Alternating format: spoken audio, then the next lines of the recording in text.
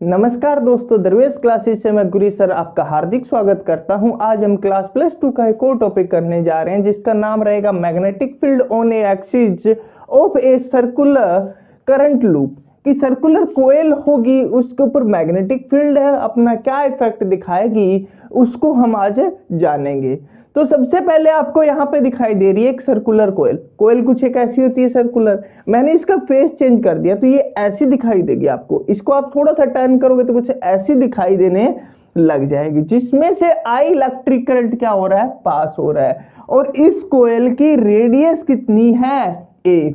याद रखना, इस कोयल की रेडियस कितनी है, ए। आप जो भी मर्जी मान सकते हो, मैंने अज्यूम किया है कितनी है, यहाँ पे ए है। और एक पॉइंट रखा हुआ है पी। पी पॉइंट रखा हुआ है कहां, ओ सेंटर से एक्स डिस्टेंस की दूर पे। तो यहां की पे हमने क्या किया, कोयल के दो स्मॉल एलिमेंट क्या किया, कट किया। इससे आई करंट पास हो रहा है, तो ये वाला एलिमेंट हमने कौन सा कट किया, मान लीजिए डीएल कट कर लिया इसका, तो ये वाला भी कितना होगा, डीएल। इक्वल एंड अपोजिट हमने क्या कर लिए, दो एलिमेंट कट कर लिए। तो उसके बाद आपको क्या बतानी है, इसके ऊपर the magnitude of magnetic field होगी, वो क्या रहेगी। आपको पता है मैग्नीट्यूड ऑफ, जब मैग्नेटिक फील्ड निकालते हैं, the magnitude of magnetic field dB according to Biot-Savart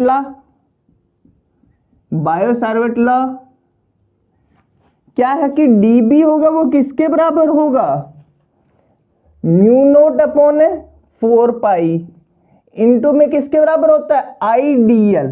क्या होता है, IDL sine theta upon are square. देखो साइन का यहाँ पे एंगल कितना रहेगा, क्योंकि आईडीएल के साथ मैग्नेटिक फील्ड हमेशा क्या रहती है, परपेंडिकुलर रहती है। तो यहाँ पे थीटा की वैल्यू कितना लोगे, यहाँ पे 90 डिग्री लोगे। क्यों, क्योंकि मैक्सिमम 90 डिग्री पे होती है। 0 डिग्री पे बात करेंगे तो वो क्या हो जाएगी, आपकी मैग्नेटिक फील्ड होगी आपकी मिनिमम हो जाएगी, मैक्सिमम लेनी है।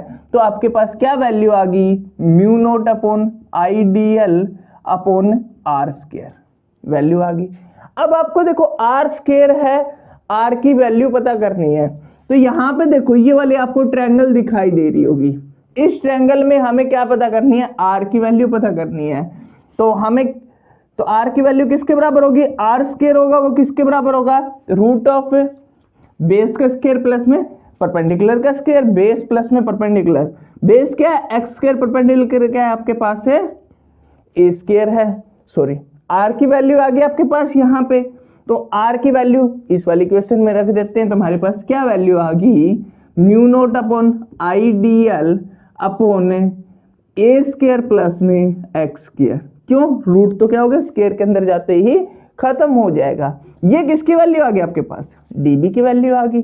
इसी प्रकार हम किसकी वैल्यू निकाल लेते हैं, डीबी डैश की वैल्यू निकाल लेते हैं।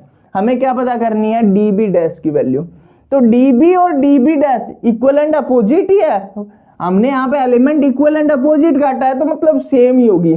जो वैल्यू डीबी की आई है वही वैल्यू किसकी आएगी, आपकी डीबी डैश की वैल्यू आएगी। तो हम क्या कह सकते हैं, डीबी डैश होगा वो किसके बराबर होगा, mu not upon 4 pi IDL upon A square plus में एक्स स्क्वायर के बराबर होगा। अब डीबी और डीबी डैश क्या है आपके पास, इक्वल आए हुए हैं। क्या, डीबी और डीबी डैश आपके पास क्या है, इक्वल है। इक्वल है तो इसके रेक्टेंगुलर कंपोनेंट में रखेंगे। रेक्टेंगुलर कंपोनेंट में देखो, डीबी cos फाई तो किसके बराबर हो जाएगा, 0 के बराबर हो जाएगा। क्यों, क्योंकि साइन 90 की वैल्यू, यहाँ cos 90 की वैल्यू कितनी होती है, 0 होती है। मतलब ये वाली मैग्नेटिक फील्ड क्या हो जाएगी आपके पास है, 0 हो जाएगी। हम क्या लेंगे, सिर्फ डीबी साइन फाई लेंगे। डीबी साइन फाई के लिए हमें क्या किया, इंटीग्रेटिंग किया, डीबी निकालेंगे तो डीबी किसके बराबर होगी, इंटीग्रेशन जो ऑफ डीबी साइन फाई के बराबर होगी। तो डीबी का इंटीग्रेशन कितना आएगा, बी आएगा। सिंपल सी बात है, हमने क्या लिख दिया, इसको बी लिख दिया। तो अब डीबी की वैल्यू कौन सी है, ये वाली। इस इक्वेशन में रखते हैं तो हमारे पास क्या वैल्यू आती है, देखते हैं। इंटीग्रेशन जो of mu naught upon 4 pi IDL upon A square plus में एक्स स्क्वायर इंटू में क्या आपके पास यहाँ पे साइन फाई है। तो देखो आई क्या है, कांस्टेंट है, ए स्क्वायर प्लस में एक्स स्क्वायर भी कांस्टेंट है, साइन फाई भी कांस्टेंट है, सिर्फ इंटीग्रेशन होगा किसका, डीएल का आपका इंटीग्रेशन होगा। डीएल का इंटीग्रेशन के लिए देखो जो टर्म इंटीग्रेशन से बाहर आ रही है हम उसको बाहर ले लेते हैं, mu not upon I sine phi upon क्या रहेगा आपके पास 4 पाई इंटू में ए स्क्वायर प्लस में एक्स स्क्वायर, इंटीग्रेशन जो ऑफ है डीएल। डीएल का कौन सा एलिमेंट है, ये वाला कट किया है, मतलब इसका इंटीग्रेशन करना है तो आपको क्या पता होना चाहिए, सरकमफेरेंस ऑफ सर्कुलर कोइल पता होना चाहिए। तो कितना होता है, इसकी रेडियस कितनी है ए, तो किसके बराबर होगा 2 पाई ए के बराबर होगा। अब हमारे पास साइन फाई की वैल्यू नहीं है तो हम साइन फाई की वैल्यू निकाल लेते हैं। इस वाले इक्वेशन में देखा हमने साइन फाई की वैल्यू निकालनी है, तो देखिए तो पंडित बद्री प्रसाद हर हर बोले, तो परपेंडिकुलर बाय में हाइपोटेनियस होगा, वो क्या कहलाएगा आपके पास यहाँ पे साइन फाई कहलाएगा।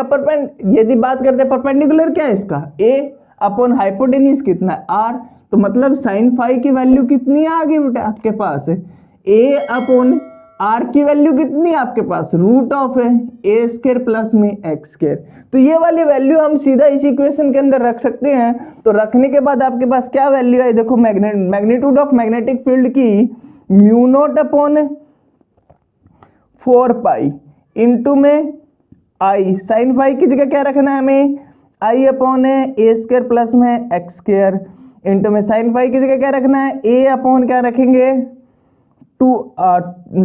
ए upon root of A square plus में एक्स स्क्वायर लिखा जाएगा, इंटू में आपके पास आई डीएल का इंटीग्रेशन कितना है 2 पाई ए, तो क्या वैल्यू आ गई 2 पाई ए, पाई से पाई कैंसिल आउट हो जाएगा, 2 पे से ये कैंसिल हो जाएगा, क्या आ जाएगा 2। तो अब हमारे पास देखो ये ए स्क्वायर प्लस में एक्स स्क्वायर की पावर कितनी है 1, और यहाँ पे कितनी है ए स्क्वायर प्लस में एक्स स्क्वायर की पावर रूट होता है कितनी होती है 1 बाय में 2 होती है। तो देखते हैं 1 प्लस में 1 बाय में 2 कितना बन जाएगा, 2 एलसीएम लिया तो 2 प्लस का 1 which is equal to 3 by में 2। हमारे पास ये वाली वैल्यू कितनी बन गई 3 बाय में 2। तो बी की वैल्यू कितनी आ गई आपके पास, म्यू नोट अपॉन 2 ए स्क्वायर प्लस में एक्स स्क्वायर की पावर 3 बाय में 2 इंटू में देखो ए इंटू में ए कितना हो जाएगा ए स्क्वायर, मतलब ए स्क्वायर है आई के बराबर क्या आ गया आपकी वैल्यू आ गई। अब देखो यहाँ पे क्या है, हम केस लगाएंगे, कौन सा केस लगाएंगे, यदि केस फर्स्ट की बात करता हूं यहाँ पे, केस फर्स्ट हमने क्या लगाया कि x है ना वो कितनी हो 0 हो, कि ये P पॉइंट है एक सर्कुलर कोयल के ओरिजिन पे ही क्या करे, सेंटर पे ही लाइज करे, x is equal to 0, then आपके पास मैग्नेटिक फील्ड होगी वो क्या रहेगी, तो B की वैल्यू आपके पास कितनी आ जाएगी, इस वाली इक्वेशन में म्यू नोट अपॉन 2 इंटू में a square I upon x square कितना हो जाएगा 0 हो जाएगा। तो एक देखो 2 से 2 कट जाएगा, क्या बचेगी a की पावर है 3, तो मैग्नेटिक फील्ड आपके पास कितनी रहेगी, इसके बराबर रहेगी। यदि बात करते हैं दूसरा केस की, दूसरा केस ये कहता है कि x है ना किसके बराबर हो, a के बराबर हो, इसकी रेडियस और P पॉइंट है वो सेम डिस्टेंस पे हो, तब हमारे पास है मैग्नेटिक फील्ड है उसके ऊपर क्या इफेक्ट पड़ेगा। केस सेकंड की डिस्कस करते हैं हम, तो हमारे पास B की वैल्यू क्या आएगी, इस वाली इक्वेशन में हम क्या रख देंगे, x की जगह a रख देंगे, सिंपल सी बात है। तो रखा हमने म्यू नोट अपॉन क्या आया 2 इंटू में a square I upon A square upon I, ठीक है। तो यहाँ पे देखो ए स्क्वायर से वैल्यू कटना चाहो तो काट भी सकते हो, ए के बराबर आ जाती है। यहाँ पे हम वैल्यू रखते हैं तो ए की पावर कितनी आएगी, यहाँ पे एक ए स्क्वायर प्लस में ये भी कितना बन जाएगा ए स्क्वायर, मतलब 2a स्क्वायर कितना बन गया आपके पास है 2a स्क्वायर बन गया। 2a स्क्वायर का हम क्या कर देंगे 3 बाय में 2 कर देंगे। तो हमने क्या किया 2 इंटू में 2 की पावर कितनी होगी, अब आपके पास है 3 बाय में 2 की पावर कितनी होगी 3 बाय में 2 इंटू में क्या है a की पावर a स्क्वायर की पावर कितनी आ गई 3 बाय में 2 से 2 यहाँ पे भी कैंसिल आउट हो जाएगा। तो ए की पावर कितनी बचेगी, क्यूब बचेगी ए स्क्वायर से, ये वाली वैल्यू भी कैंसिल आउट हो जाएगी। तो मैग्नेटिक फील्ड होगी म्यू नोट अपॉन 2 इंटू में 2 की पावर कितनी आपके पास है 3/2। तो 3/2 देखो 1 प्लस में 3/2 जोड़ोगे तो कितना आ जाएगा 5/2। ए की पावर कितनी आ जाएगी 5/2 आ जाएगी। इंटू में क्या है आई अपॉन कितना बचेगा आपके पास है ए बचेगा। तो ये वाली क्या रहेगी आपके पास है यहाँ पे मैग्नेटिक फील्ड रहेगी। तो इन दोनों के अंदर जब हमने वेरिएशन देखा कि मैग्नेटिक फील्ड है इसके ऊपर क्या इफेक्ट पड़ा है, तो ग्राफ देखते हैं। देखो ये क्या इधर भी x है इधर भी x है, ये सेंटर है B मैग्नेटिक फील्ड लाइन के लिए।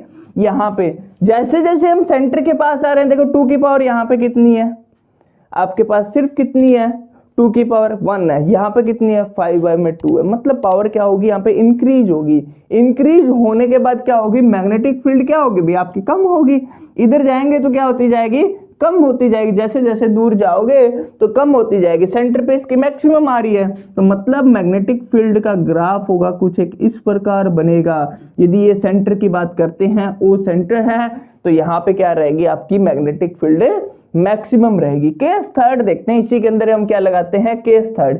केस थर्ड क्या कहता है कि x है ना बहुत बड़ा है कंपैरिजन टू a, कि p पॉइंट है बहुत ज्यादा दूर के ऊपर क्या है लाइज कर रहा है, काफी दूर है o से, तो a क्या हो जाएगा नेग्लेक्ट हो जाएगा। तो मैग्नेटिक फील्ड होगी उसके ऊपर क्या इफेक्ट पड़ेगा।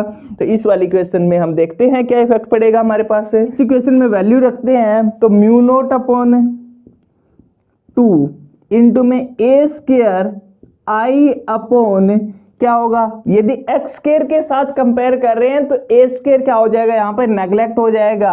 तो ये क्या बनेगी एक्स स्क्वायर की पावर कितनी होगी 3/2। एक्स स्क्वायर की पावर कितनी बन गई 3/2, 2 से 2 कैंसिल आउट हो जाएगा। तो मैग्नेटिक फील्ड होगी आपके पास क्या रहेगी mu naught upon 2 A square I upon किसके बराबर रहेगी एक्स के बराबर रहेगी। यदि इसको आप थोड़ा चेंज करना चाहो तो चेंज भी कर सकते हो। यदि मैं यहाँ पे क्या लिख देता हूँ पाई से मल्टीप्लाई कर देता हूँ इस इक्वेशन में, और पाई से क्या कर लेते हैं डिवाइड कर लेते हैं। पाई ए स्क्वायर क्या होता है एरिया ऑफ सर्कल होता है, तो इस सर्कुलर कोइल का क्या आ जाएगा आपके पास एरिया आ जाएगा। Mu naught upon I A upon क्या होगा 2 x के बराबर क्या रहेगी मैग्नेटिक फील्ड आपकी यहाँ पे रहेगी।